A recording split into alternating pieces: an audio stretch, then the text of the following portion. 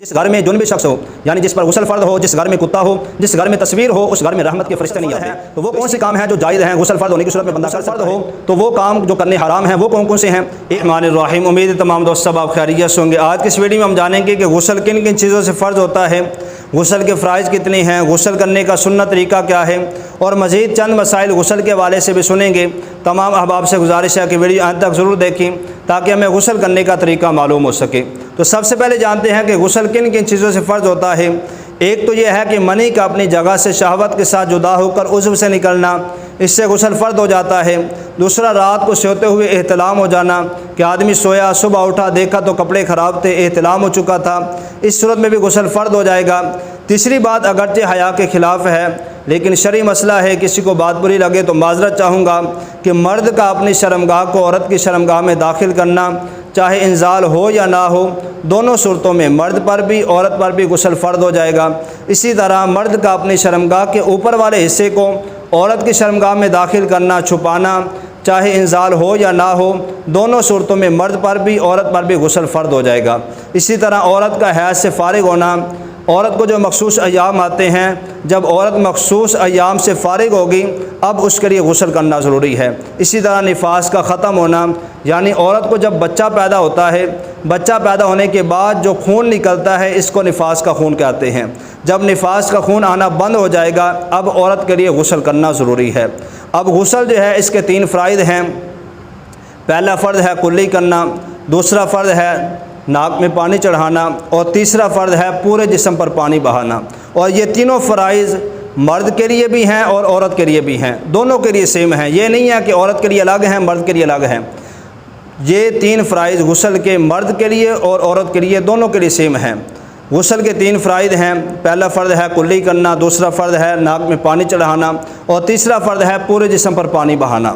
اب لوگ اس میں غلطی کیا کرتے ہیں، جب غسل کرتے ہیں 3 فرائض ادا کرتے ہیں تو کلی کرنے میں غلطی یہ کرتے ہیں کہ پانی منہ میں لیتے ہیں، پچ کرتے ہیں اور پانی کو باہر نکال کے پھینک دیتے ہیں۔ اس طرح کلی کرنے سے کلی نہیں ہوگی، کلی نہیں کہلائے گی۔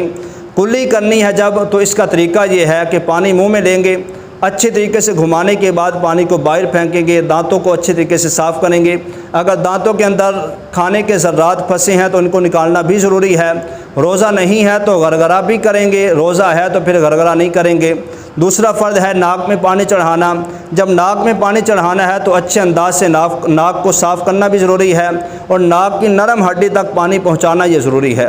تیسرا فرض ہے پورے جسم پر پانی بہانا۔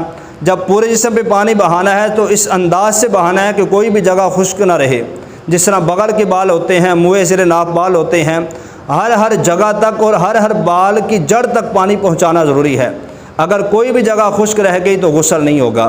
اور جب غسل فرض ہو جائے تو غسل کرنے میں تاخیر نہیں کرنی چاہیے، جتنی جلدی ہو سکے غسل کر لینا چاہیے، کیونکہ حضور علیہ السلام کا فرمان عالی شان ہے کہ جس گھر میں جنبی شخص ہو، یعنی جس پر غسل فرض ہو، جس گھر میں کتا ہو، جس گھر میں تصویر ہو، اس گھر میں رحمت کے فرشتے نہیں آتے۔ تو اس لیے جب غسل فرض ہو جائے تو جتنی جلدی ہو سکے غسل کر لینا چاہیے، اس میں تاخیر نہیں کرنی چاہیے۔ غسل کرنے میں اتنی تاخیر کر دی کہ نماز کا وقت جاتا رہا، غسل فرض تھا اور جان بوجھ کر نہیں کیا، بیٹھا رہا کہ نماز کا وقت جاتا رہا، تو اس صورت میں بندہ گنہگار بھی ہوگا۔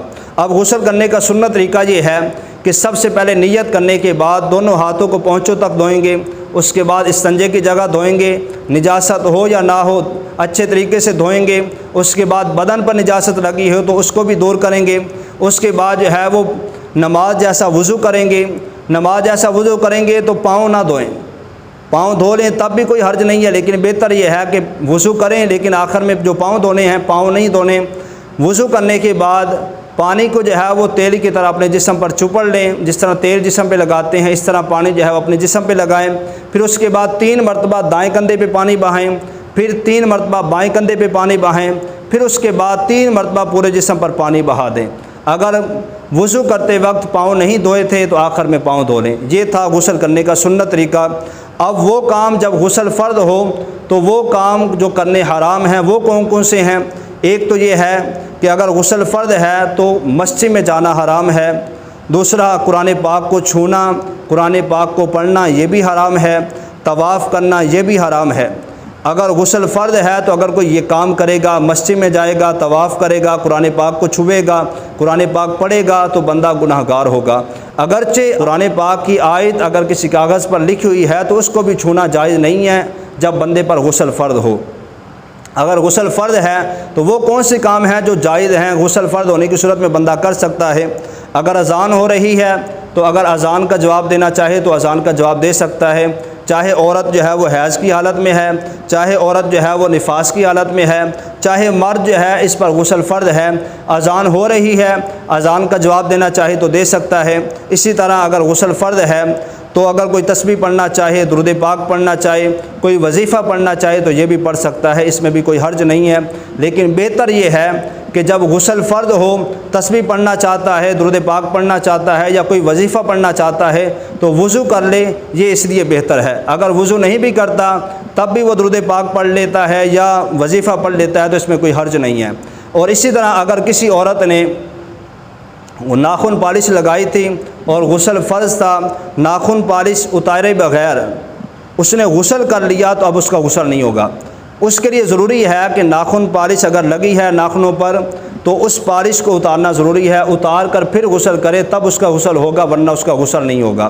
بعض مرد حضرات جو ہیں یہ بڑے بال رکھتے ہیں اور چٹیاں باندھتے ہیں، اگر ان پر غسل فرض ہو گیا، وہ جنہوں نے بال بڑے رکھے ہیں اور چٹیاں باندھتے ہیں، تو شرعی حکم یہ ہے کہ ان کے لیے کہ اگر غسل فرض ہو گیا تو چٹیا کو کھول کر پانی جو ہے بالوں کی جڑ تک پہنچانا ان کے لیے ضروری ہے۔ اسی طرح اگر عورت نے چٹیا باندھی ہوئی ہے، اگر ڈھیلی باندھی ہے، پھر وہ اگر چٹیا کھولے بغیر غسل کر لیتی ہے تو اب اس کا غسل ہو جائے گا۔ لیکن اگر اسے یہ خدشہ ہے، چٹیا اتنی سخت باندھی ہے کہ پانی جو ہے وہ بالوں کی جڑ تک نہیں پہنچے گا، تو اب عورت کا بھی حکم یہی ہے کہ وہ اپنی چٹیا کھولے، اس کے بعد جو ہے وہ غسل کرے۔